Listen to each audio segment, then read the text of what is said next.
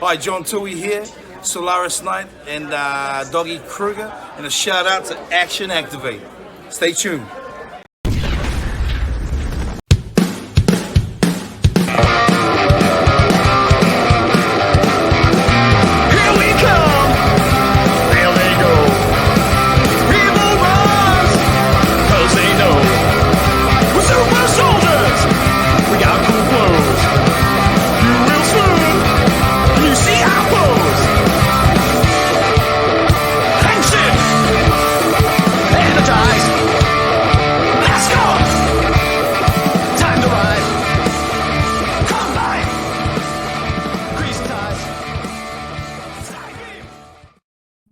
Hello. Oh, Big Dog, you're here. Hi. Hi. I did that wrong. Normally I do a thing where I'm like, hello, and then we put up the thing. And it's I, the Big Dog. And we're here for Action Activate. We are here to talk about Go-Go Loser Ranger. Sorry, not Go-Go Ranger. That's different. Go-Go Loser Ranger, episode 4. Any preamble before we jump into it? Yeah, I know last 3 episodes, you had watched them all at once. I had watched them kind of each time. So I was leading the charge on a lot of those so you would avoid spoilers. But this time, you're going to lead the charge because you don't have anything you need to hide and we can theorize and do all this and blah, blah. But I liked it. Again, this series is awesome. I really like it. I'm excited to continue to watch it. One of my fears is that we'd hit a point where the momentum and the what's going to happen next will go away. We're not there yet. At the end of this episode, I'm like, what are we doing next? Where are we going? There's a lot of wild stuff happen in this episode. Mm-hmm. I'm going to jump to the end and then we can go back. At the very end there, and we should learn the characters' names. I still don't, but the non-color, orange hair human friend sort of D, and he sort of do this switch places, switcheroo thing. And it was, I said last episode, like very Naruto, very like, whoa, what? And I kind of didn't understand what happened. I kind of did, but I knew they switched places, but I'm like, why did he cut off his arm? And like the whole thing. And then in preparation for this, I rewatched just that scene. I understand it more, and I think I kind of understood it, but I'm still like, okay, that some of that just maybe could have been done differently. But one thing I noticed is when D is when the human is impersonating D and he punches the other guy, I thought he just sort of hit him, and I wasn't sure what happened there. And he's like, "Oh, you hurt me," but it looked like the fist went through. But at the time, he didn't have a hand, and it looked like there's a stick with the dead hand of the human tied to it that he punched through him, and it shows it going through him. And that still makes no sense to me. Yeah, I didn't rewatch it, but I was also kind of confused, and I was hoping when we talked about it, you're like, after further investigation. So we'll find out next episode. But the thing I thought was interesting, the plan itself was pretty gnarly, but just the casual, hey, I got a lightsaber, hang on, whoop, and it's like, whoa, what? Yeah, I mean, first of all, lightsaber, but I guess they have all kinds of super weapons, so whatever. But yeah, I did kind of jump to the end. But backing up to the beginning, actually, I'll get the little visuals here for us.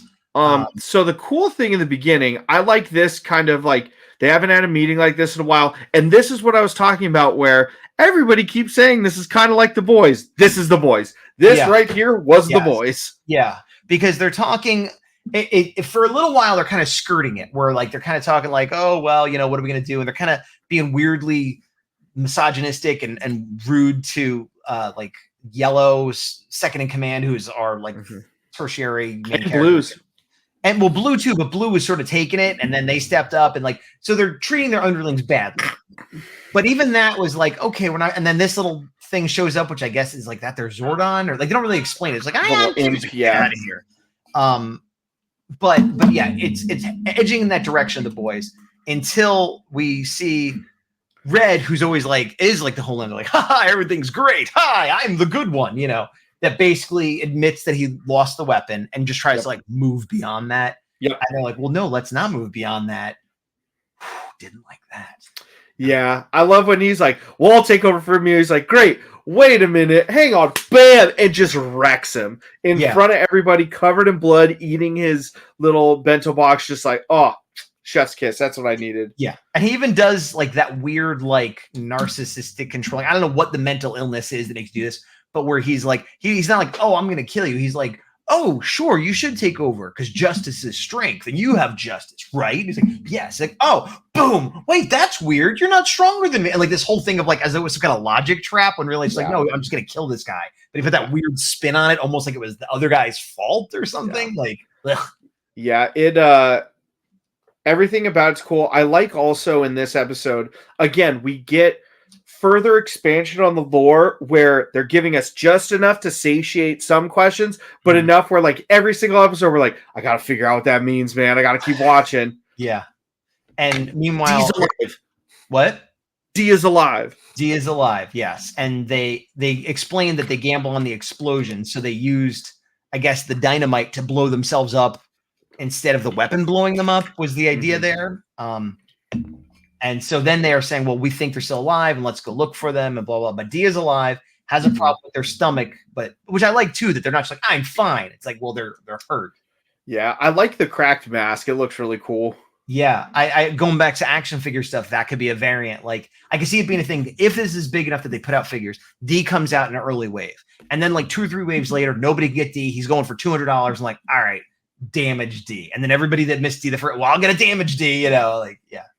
Yeah, I like this kind of back and forth. And also with the logic of like, when they try to track him down, they're like, okay, he's in one of two places. Yes, either the wind blew him that way, or he's at the base. Right. And then one person, I think, from the Rangers was going to go check the base. And then they're like, I think he's in the woods. Go check the woods. You know, that's a good point, though, because in this episode, we never see the Ranger person go to the base. Now, as we know, the Ranger person finds him in the woods and this all happens. But I can see next episode seeing the simultaneously, like somebody from Green or whatever doing something up in the base, and that, you know, before they realize he's not there. So I think what's going to happen is D is going to continue to tip the scales toward like a Duster revolution where like, because they're pushing so hard to find him, everybody's kind of over it. And they're like, all right, so we know we can't mess with them with the ancient weapons.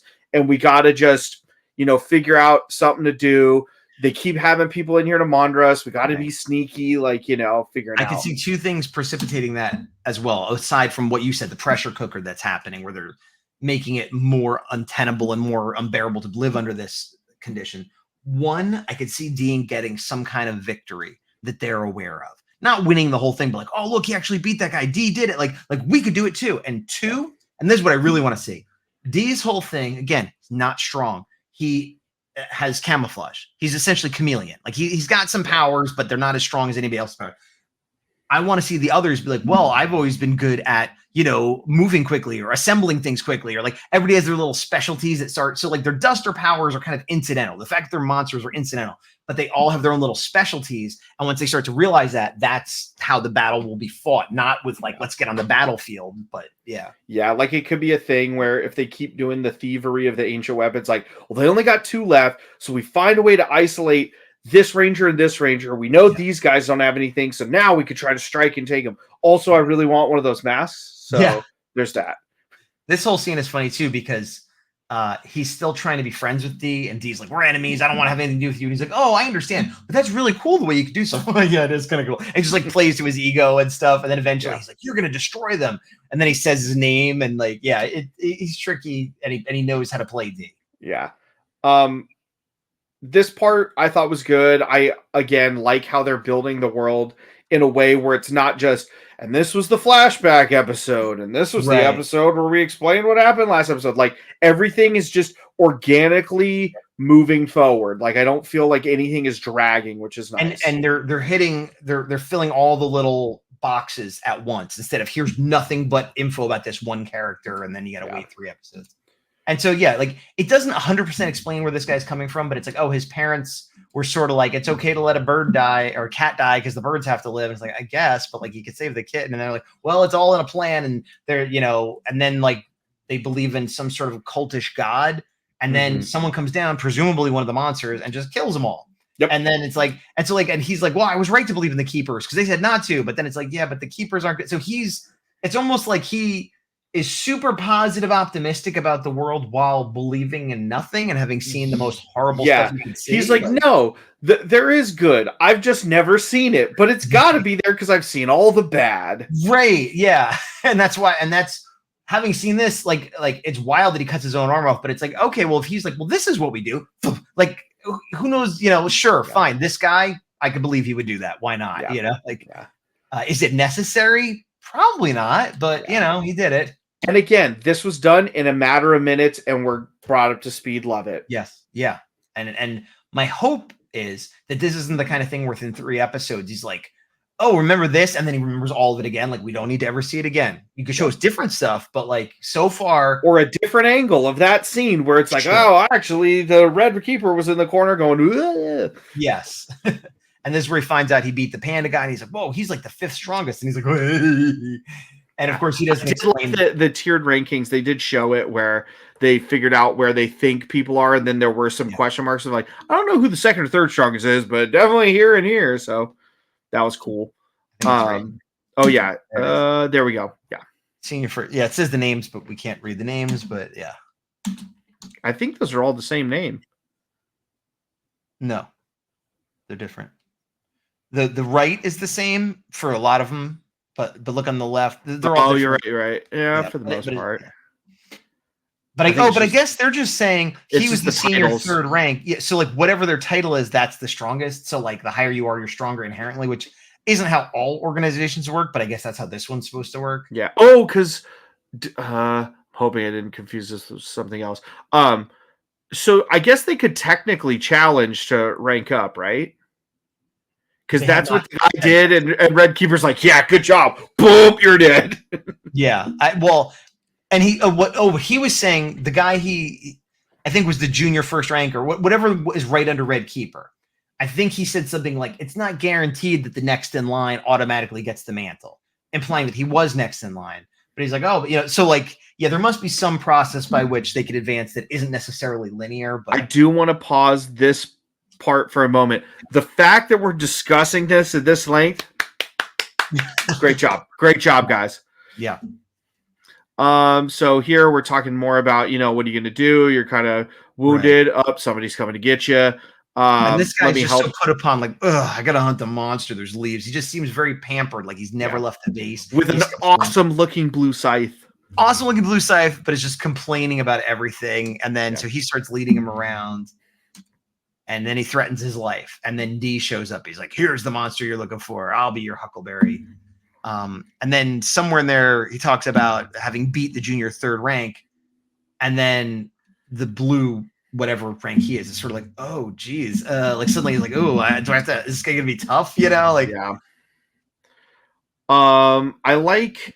I forget if it's right here, or if it's in a little bit where they explain this weapon specifically. So this was kind of a wrinkle that I kind of get and kind of don't. That it's a replica? Yeah, it's a replica of the ancient weapon, but it can also kill the dusters like an ancient weapon. So is the ancient weapon, the true ancient weapon, just like, not only does it kill the monsters, but it's also tied to their like morphin powers? It's definitely tied to the morphin powers, because something we forgot in the earlier scene. Oh, yes, you're right. He couldn't demorph. So he's got this dirty outfit that's starting to get stinky or whatever. So maybe you can't morph with the replica. Also, we don't know how powerful it is. We see it cutting down trees and stuff. It never hits D. Would it destroy him or just hurt him really badly? We don't 100% know. The implication is that it would kill him, but we don't know that for sure. Side tangent. He says it is capable of destroying your kind. Yeah. That part I remember. That's why, because the best part about the scene to me is like, D's like, I'm going to defeat you. He's like, this will kill you. Immediately bolts. He's not an idiot. He's goofy, but he's not stupid, I guess. That's one thing I like in this series is, yes, it happens to be funny, but it wasn't done for like slapstick comedic value. It was like, no, like I'm running away because I'll die. Yeah. Like, and then he comes back because he's like, what am I going to do? I can't just keep running. And so he's like, he's like, I'm going to hide and let him use it up. And like, so he's being cowardly, but not really. He's being strategic, and it works. Yeah. He gets through it. He grabs it from him. Now it doesn't work because it ends up burning his hand, which he didn't know, but like this was a good strategy, and he would have won right here if it wasn't this crazy burn. Yeah. And it's another thing to keep in mind that once it's charged, it seems like it can't be wielded by monsters is the implication I'm getting. I wasn't sure because again, going to the end, he does hold it, but he's morphed into a human form. So maybe that's protecting his hands with extra thick sand or something. There was a thing that the blue guy put on it that I think when that's taken out, but then he uses it to kill the fake duster. I see the thing you're talking about, the thing on top. Yeah, but doesn't he take the thing out before he kills the fake duster? Let's look. Yeah. Oh, something worth mentioning too, and this is not explained at all. The blue agent just starts melting and dripping, and so does the weapon. Yeah, so I thought it was a thing like he was using the power too much, and it was a replica, and it was like destroying his body. But then the weapon was dripping too, and then he threw it, and it kind of burned the other guy, and then he was fine later. So, like, does he have some kind of drippy acid power? What is happening? I have no idea. Yeah, that was a thing I'm curious to find out more as well. To my thought is, if it's a replica, it could do a lot of the same stuff. It's just unstable. And then maybe it makes the wielder unstable when they channel the power. I don't know. But, like, yeah. Everything about that was kind of weird. Is Blue the one that has the scars? Yes. So maybe that's something to do with, like, maybe there's a toll taken. I don't know. But maybe they're acid burns. Maybe. But this guy, yes, but then this guy, like, seemed fine. Like, once he stopped wielding it, he was 100% fine. He wasn't, like, kind of burned or kind of tired or... I don't know. We'll have to see. But I thought the scythe was cooler than the weird lance from the last episode, like the true version. Right. So here we see a little bait and switch that gets revealed after, but well, he's also going to kill the ranger. He's like, I'll just kill them both because I think they might. He's like, he starts suspecting they might be in league together. I don't know which one's which. I'm going to kill them both. But then he finds out that other people are coming, and he's like, oh, if they find out I killed the ranger just to get this underling, I guess I better, he starts second guessing himself. Yeah.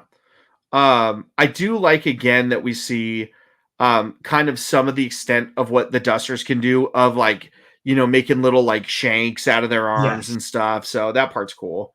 Yeah. And that upon second watch, it's like, okay, so the duster right now is a human who had cut off his own hand. And so D is making a shank over the hand of somebody else while maintaining his facade of a human. And when I watch it again, it's very clear doesn't have a right hand. Like, he's covering that up, but, like, he holds the scythe with one hand. It's like, so it's accurately done. Yeah. So I want to see here. He puts the scythe down. Does he take the power thing out of it when he wields it? We'll see the back of it in a sec. Go through here, but right. I don't see it in the back. Yeah. Yeah. Okay, you're right. I'm gonna try to get that. I was gonna say, don't play it for sure, but okay, that's the scene. You see, it's like a stick with a hand tied to it. So I'm assuming that's the human hand, not a duster hand. And at some point he had that, like, okay, so they prepped that ahead of time. Fine. It seems unnecessary, but okay. But he pierced his body with this stick. That should kill him if he's a human. Also, the human with one arm was the one who did that, or the duster, because that seems superhumanly strong too. So I have questions about this whole thing. The third option is because he was in a weird melty state, it could have just went through him. Sure, that was my thought too. But then what was their plan if he wasn't in a melty state? To just hit him with it, like push him back, maybe? I don't know. Because he could have hit him. He has a stump of a hand that he could hit him with, and he has the duster knife thing that he could have hit him with. So it's like either one of those could have still made an impact. But at some point in there, one of them swapped out a hand on a stick, and he wasn't hitting him with the hand. He was hitting him with the knife thing. So even if it was like for the illusion, I just don't understand that at all. Is it supposed to be a joke that I'm not getting, or I don't think it's a joke. I think it's something that'll be explained later when they go over this again. Yeah. But yeah, there's a lot of things that we're intentionally not meant to know right here. The only thing we do know is that he's like, hey, good thing we got rid of that measly duster that I totally launched off this cliff. All right, cool beans. And then he says the thing about we formed a bond because this blue guy is just bizarre. Like, he's like, I can't handle a little bit of discomfort. I believe in the bonds. Like, he's all like brainwashed, drinking the Kool-Aid. So he's like, hey, I think I was able to use it because the bond we shared. He's like, twinkle. And then the reveal, oh no, this was him. And he doesn't have a hand for real. And his face is burnt. Oh, that was another thing. Upon rewatch, he had the duster mask on that he had given him. And he got hit by some of that acid stuff. And it cracked the mask. And you could see the human face underneath. And so that was like a cool. If you that was the hint if you didn't get it yet. Ninja Steel point for you. And then but- seemingly that's the end of the episode. Yeah, and then he goes on the plane, he's going to base, and he's infiltrating for the third time. Yes. And then this is where they're like, okay, let's talk about it. Hey, by the way, I'm going to cut off my arm. And he's like, you're wild. And they had been bought, and he takes his thing, and he does this thing, which you do see in a lot of anime, where it's like they're enemies, and he's like, we're going to work together. You're going to go in there. Look, I cut my arm off. Doesn't that prove that I want to work with you? And he's like, no, you're a ranger. I'm a monster. We're going to fight for sure. After I take down the whole organization. And it's like, oh, okay. I see where we're at now. Yeah. Like, I can't admit we're friends. Yeah. I think, again, I get why D is so reserved. Fun little, thing at the end here, but another solid episode. I've never watched those. Have you watched those? That was 12 seconds. I watched this one because it was short. The aesthetic of it displeases me. I just don't like the way it looks. Like, if you tell me these are funny, or they're like, if they're worth watching, maybe I'm like, I don't want to watch weird felt puppet. I just don't like it. Something about it. I just don't like it. Yeah. Very Robot Chicken. I don't mind Robot Chicken. It's lesser. Like, it's just something. But again, another solid episode. Yeah. I'm looking forward to the next one, which will be next week. Yep. We're recording this on Tuesday. Typically, I've been posting episodes on Tuesday when we're on schedule, which we aren't always. I was thinking maybe we should start posting on Friday. That way, if we have trouble connecting, it'll be like, oh, we didn't do it Monday or Tuesday or Wednesday. Like, if we do it at all, it could go up Friday. What do you think of that? Go for it. All right. Well, so then you'll be watching this Friday. But until next time, I said it first. You were in here in the beginning. So I've been Gazbot. I am still the big dog wielder of the ancient weapon. And to the power. To the power. God.